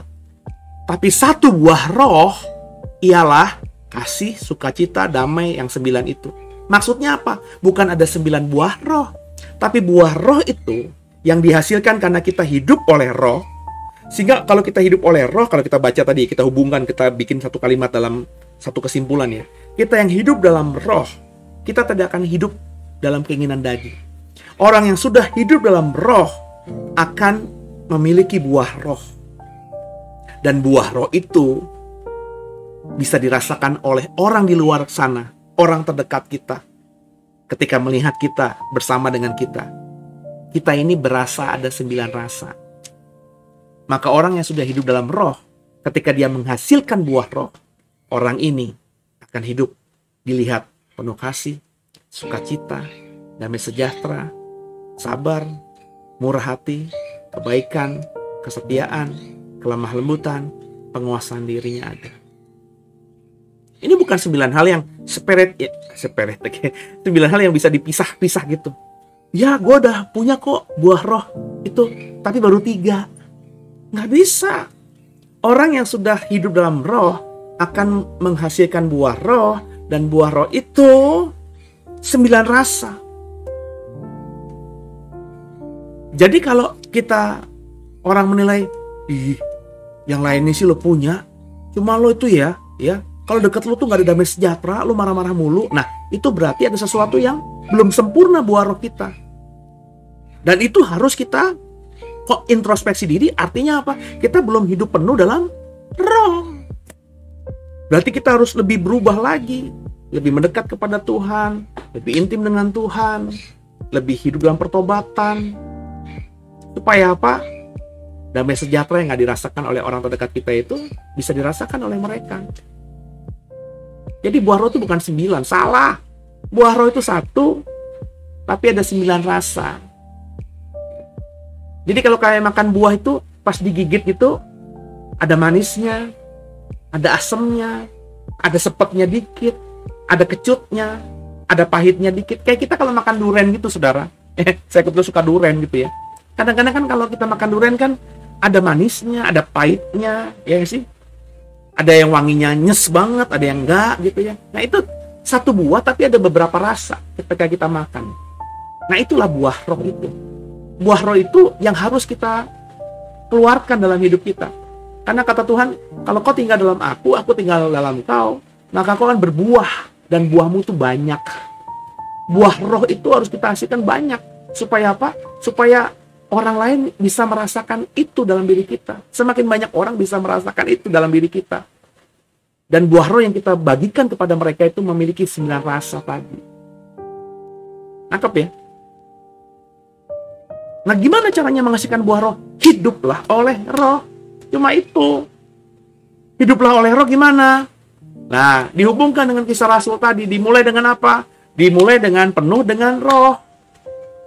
Dicurahi Roh Kudus. Roh Kudus turun atas kita. Kita dikaruniai Roh Kudus. Nah kalau Roh Kudus sudah turun atas kita, maka kita akan bisa hidup oleh roh dengan bantuan Roh Kudus. Ketika kita hidup dengan dalam roh, maka kita pasti akan berbuah roh. Itu jadi ada tektok-tektokannya gitu, ada tahapan-tahapannya begitu, ada step-stepnya begitu, saudara. Nggak mungkin ujuk-ujuk kau bisa punya buah roh. Dari mana buah roh? Kalau lo masih ada iPhone yang terbaru tuh kayaknya harus beli. Sehingga boleh kredit bodo amat lah, nipu orang boleh bodo amat lah, jual apa bodo amat, yang penting gue punya iPhone yang baru aja. Nah ini ngaku terus, khotbah di mana-mana terus, hiduplah oleh roh, tidak tata berbahasa roh. Come on, munafik itu, bahasa roh palsu itu. Jadi ya santai aja. Kalau emang ada waktunya Tuhan, ada berkatnya Tuhan, kita dikasih iPhone yang baru, ya puji Tuhan. Kalau enggak ya udah pakai yang lama dulu, kan begitu. Jadi nggak gesek sana gesek sini, hamba Tuhan tapi punya utang di mana-mana gitu. Nah ini yang harus kita cermati, yang kita harus ubah, saudara. Ya, kita lanjutin ya, itu 4 ya. Barang siapa menjadi milik Kristus Yesus, ia telah menyalibkan daging dengan segala hawa nafsu dan keinginannya. Itu kalimat yang kurang apa keras. Barang siapa sudah menjadi milik Kristus, ia telah menyalibkan daging dengan segala hawa nafsu dan keinginannya. Artinya, sederhananya nih, orang yang sudah benar-benar menjadi milik Kristus, benar-benar mau menyerahkan hidupnya bagi Tuhan, itu di otaknya, di hatinya nggak ada pikiran yang kayak gitu-gitu tuh. Yang berupa keinginan daging itu, aku pengen ini ya. Pokoknya tahun depan aku mau liburan ke sini. Itu nggak ada lagi. Ya kalau ada berkatnya, pas bisa ada waktu, ada kesempatan, ada jalan Tuhan bisa liburan. Tapi nggak gitu tuh. Ya, pokoknya tahun depan gue harus liburan ke Maldives misalnya. Maka dia nabung, otaknya pelayanan untuk dapat duit supaya nabung ke Maldives tahun depan. Nah, itu keinginan daging, men. Akhirnya melayani untuk apa? Keinginan daging. Melayani Tuhan, tampilannya melayani Tuhan, tapi untuk memenuhi keinginan daging.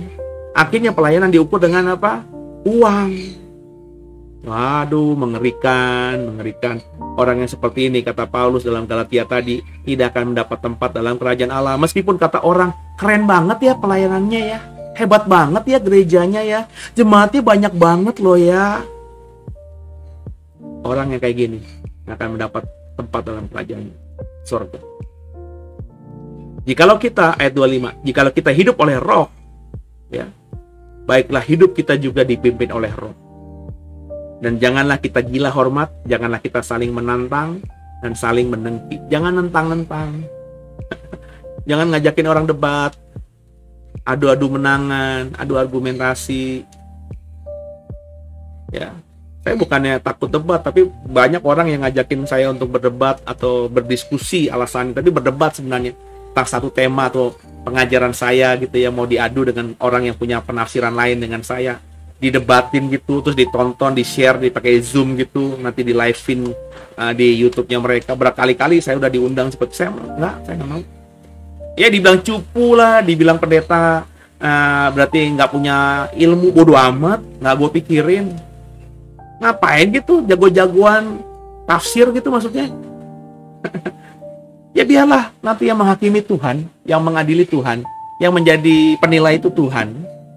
Dan jemaat kalau bagi saya ya silahkan memilih. Makanya kau harus pinter, kau harus dekat dengan roh, punya karunia membedakan roh. Ya, bukan nontonin pendeta yang satu sama pendeta lain adu debat, saling menjatuhkan. Yang kayak gitu-gitu gak usah ditonton, buangnya jauh-jauh lah. Ya, buang jauh-jauh. Bahkan debat sama orang yang beda agama juga gak usah ditonton, menang-menangan gitu. Ya, kecuali kita kayak Paulus gitu ya, itu sedang dihakimi, yang diadili, baca baik-baik. Paulus tuh di Athena ya, Paulus di depannya Agripa, itu bukan sedang dia berdebat, enggak, dia sedang dituduh, dianiaya, difitnah imannya dia kepada Yesus, difitnah oleh orang-orang Yahudi. Maka karena diposisikan dia sebagai status terdakwa, terpidana, sedang mau dihukum, dituntut, maka dia membela diri. Dia berapologet namanya. Tapi bukan dalam konteks berdebat. Enggak. Di Athena Paulus sedang tidak berdebat. Ya. Di Athena Paulus sedang diminta untuk mengajar. Di Areopagus itu. Ya dia ngomong, tapi bukan dalam tendensi berdebat, adu-adu pinter, menjatuhkan agama orang lain, nggak begitu. Baca pengajarannya Paulus, apakah seperti itu? Dan saya cukup meragukan ada banyak orang yang bertobat gara-gara dengar perdebatan-perdebatan agama kayak gitu. Dan kalaupun akhirnya berdebat, itu bukan berdebat yang di-show off-kan. Misalnya ada orang mau jadi Kristen, terus ketika mau dibaptis kan biasanya kita ada konseling. Terus dia bertanya karena sebagai orang yang baru Kristen baru mengenal Tuhan, dia bertanya. Terus saya sebagai hamba Tuhannya, saya berusaha menjelaskan. Sedikit ada tektok-tektokan begitu, ya itu lumrah. Ya kan? Antara murid dan guru, oke. Dari orang yang nggak tahu sama yang tahu berdiskusi, oke. Tapi bukan dalam tendensi adu-aduan terus di show off kan gitu ya, direkam.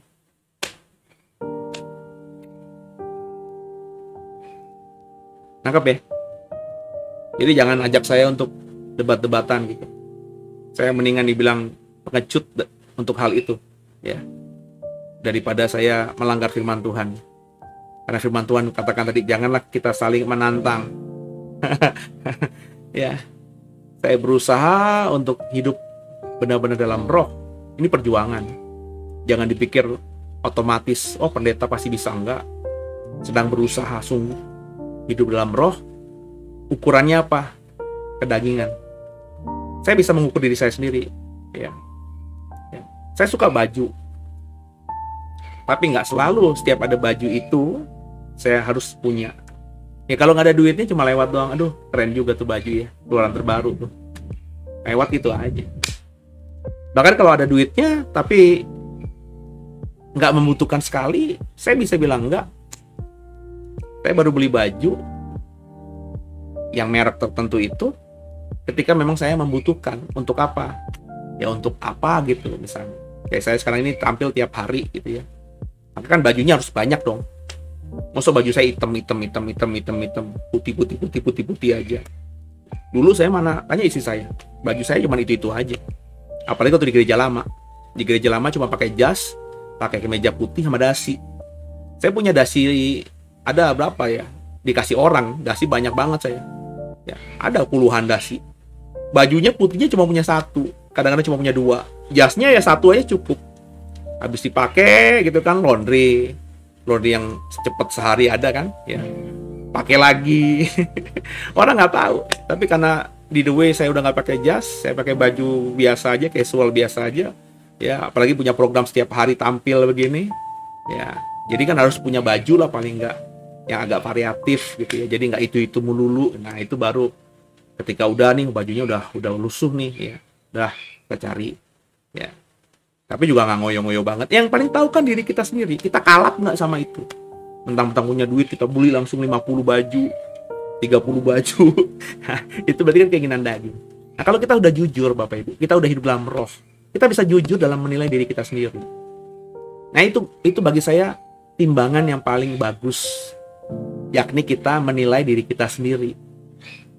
Kalau orang lain menilai saya, bisa jadi subjektif. Karena dia jemaat saya, nggak bisa menilai saya objektif, jadi subjektif. Enggak, pasiennya bener kok, pasti bener kok.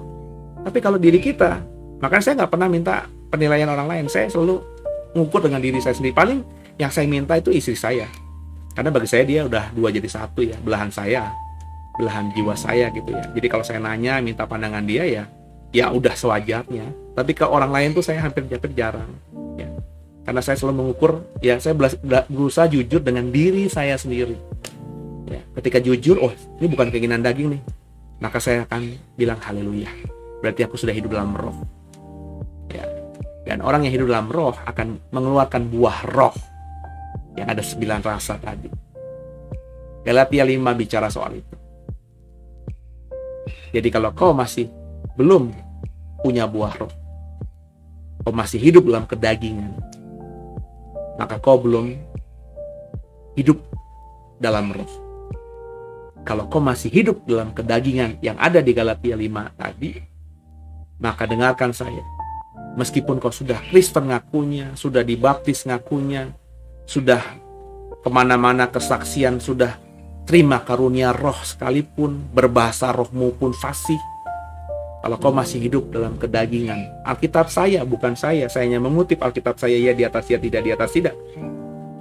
Kata Paulus dalam ayat yang ke-21 Galatia 5, orang seperti ini tidak akan mendapatkan bagian dalam kerajaan Allah. Semoga dipahami, semoga diberkati. Amin. Oke, kita kembali ya. Semoga sebelum kita tutup Bapak Ibu memahami Galatia 5 bahwa keinginan daging, menjauhi keinginan daging maksud saya dengan hidup dalam roh itu seperti mata uang logam yang punya dua sisi. Maka orang yang sudah hidup dalam roh itu nggak mungkin hidup dalam kedagingan. Bahkan Alkitab tadi katakan kedagingannya itu udah nggak ada. Dia benar-benar hidup hanya dalam roh.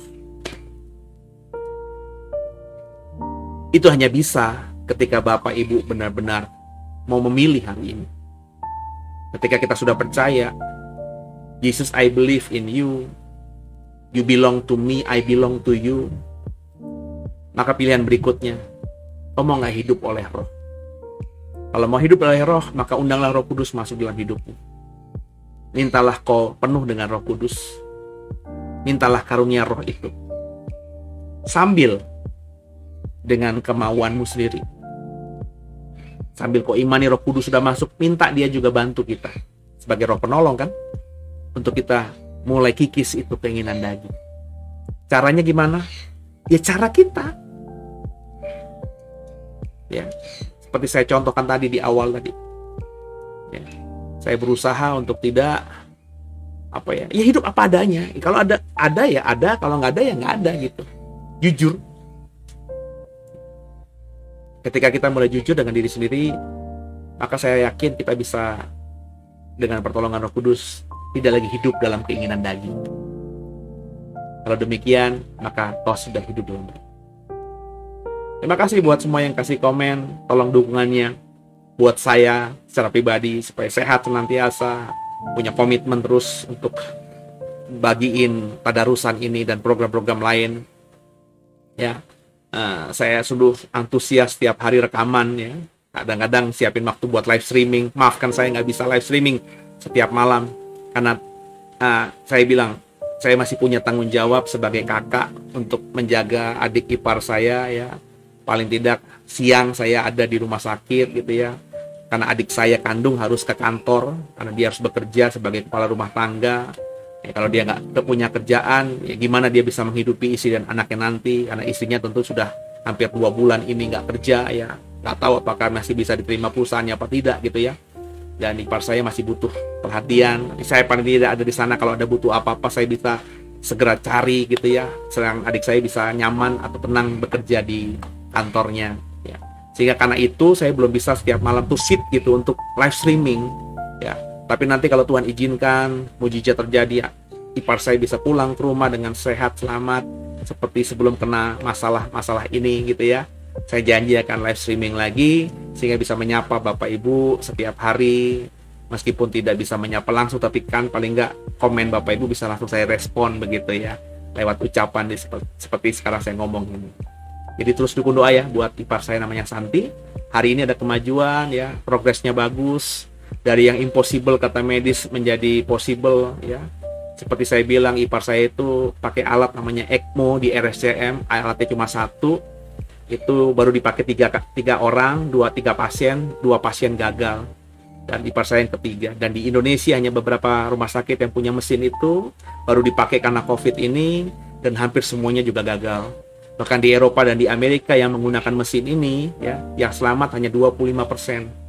Jadi itu ketika mendengarkan itu ya logika saya langsung bermain, memang ini mujizat saja ya. Dan saya terus berdoa ya, berpuasa, saya selalu tumpangi tangan ketika bisa ya, meskipun hanya via video call oleh suster yang ada di ruang ICU ya. Dan adik saya juga saya minta begitu, saya minta dukungan doa sama tim saya semuanya, tim doa, teman-teman semuanya. Saya sering sharing begini ya, supaya saudara juga ikut mendoakan. Saya nggak pernah malu untuk meminta dukungan doa ya, karena bukan minta uang, minta dukungan doa ya penting dong ya. Karena kita manusia, doa orang banyak pasti akan membuat Tuhan lebih tergerak untuk menolong lebih cepat gitu kan ya. 2-3 orang sepakat maka Tuhan dengar, Tuhan jawab. Itu yang saya imani. Jadi tolong doa buat ipar saya sehingga keluarganya bisa pulih lagi ya. Suami istri dan juga satu anak bisa menjadi keluarga yang sakinah mawadah warahmah dalam Tuhan Yesus gitu ya. Dan saya juga dengan keluarga juga terpelihara ya. Jadi dukung doa, tolong di subscribe, tolong di like, tolong di sharing ya program ini, linknya lewat WhatsApp saudara, ke teman, saudara, kerabat, siapapun juga, atau via Facebook, sharingin itu semuanya supaya banyak orang semakin diberkati lewat program ini. Dan kalau ada berkat lebih, saudara bisa menjadi sahabat kami, The Warriors Digital Ministry, dengan memberikan taburan saudara ke rekening digital ministry kami, yang nanti dananya akan kami kelola untuk upgrade alat-alat baru ya, semua kebutuhan yang mendukung, mensupport ya pelayanan digital ini, sehingga ke depan nanti tampilannya atau apa ya, semakin keren lah. Karena ke depan saya mau benar-benar jadikan ini pelayanan yang serius. Saya kepengen bisa bikin film pendek. Kalau ada yang mau bersama-sama saya jadi apa ya, pelayan Tuhan di kreatif ministry ya, bikin apa namanya, film pendek lah ya, itu goal saya. Nanti siapa tahu bisa bikin film juga. Sekarang nggak ada kemampuan, duit nggak ada, kemampuan nggak ada, tapi imanin aja dulu gitu ya. Ya, jadi tentu butuh kamera banyak gitu ya. Ya, yuk saudara, sama-sama. Ya, kalau ada semakin banyak orang yang ikut bersama-sama, apa yang saya mimpikan dan yang saya mau kerjakan mungkin lebih cepat gitu ya, sehingga tentu nanti akan lebih menyenangkan Tuhan. Jadi kerjakan bagianmu, saya mengerjakan bagian saya, kita berkolaborasi, dan hasilnya ketika menyenangkan Tuhan, maka berkatnya kita terima semuanya. Gitu ya. Oke, kita tundukkan kepala. Terima kasih buat kebersamaannya malam hari ini. Besok akan saya lanjutkan dengan pasal terakhir dari surat Galatia pasal 6. Tundukkan kepala, kita doa. Terima kasih Tuhan buat malam hari ini. Kami diberkati Tuhan luar biasa, dan sebentar kami doa buat Israel agar dipulihkan Tuhan, Palestina dipulihkan Tuhan, Indonesia diberkati, pemimpin kami diberkati, gereja kami diberkati, pelayan Tuhan di daerah, di pedalaman Tuhan berkati luar biasa, dan hamba-Mu ini lewat digital ministry The Warriors juga Tuhan pakai jadi berkat bagi banyak orang. Semua yang sudah mengikuti, baik ikuti live maupun juga yang nanti siaran tundanya, diberkati. Semakin jadi orang percaya murid Tuhan yang radikal, yang hidupnya benar menyenangkan Tuhan. Malam hari ini kami mau tidur, kami percaya tidur kami diberkati. Yesus Kristus adalah Tuhan Juru Selamat kami yang hidup, dan ke dalam tangan-Mu lah kami serahkan tubuh, jiwa, dan roh kami. Haleluya. Selamat malam. Tuhan Yesus memberkati. Kita nyanyi satu lagu, baru nanti kita akhiri program malam hari ini. Tuhan Yesus memberkati semuanya. Haleluya.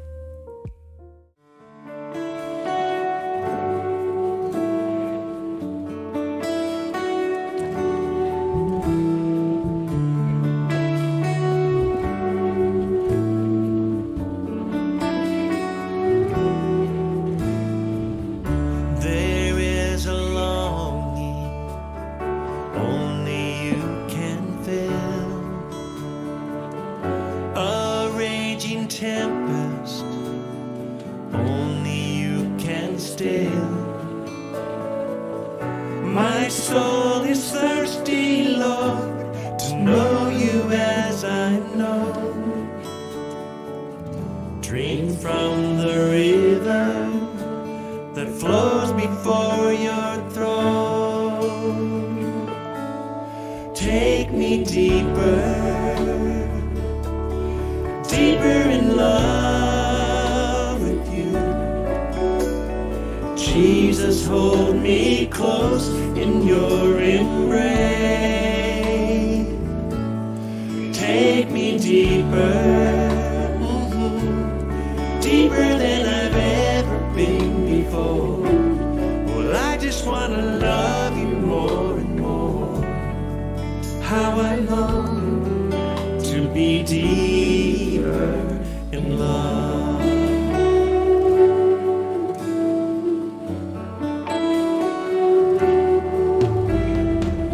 Sunrise to sunrise, I will seek your face.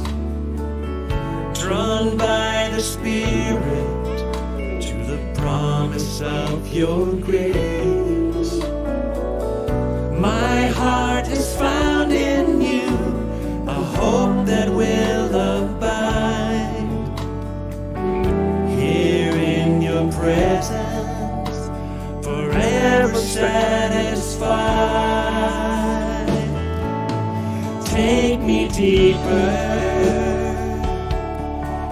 deeper in love with you. Jesus, hold me close in your embrace. Take me deeper, oh yes, deeper than I've ever been before. I just want to love you more and more. How I long to be deeper in love. Oh yes, oh yes, oh yes.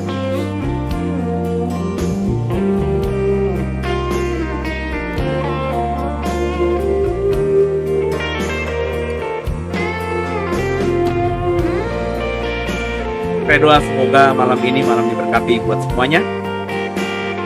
Selamat istirahat ya. Sampai jumpa besok.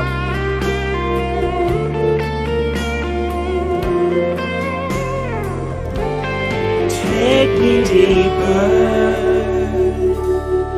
deeper in love with you. Jesus, hold me close in your embrace.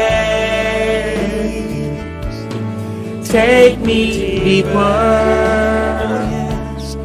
deeper than I ever been before. I just want to love you more and more. How I long to be deeper in love. Oh yes, how I long to be deeper in love. Selamat malam semuanya. Tuhan Yesus memberkati.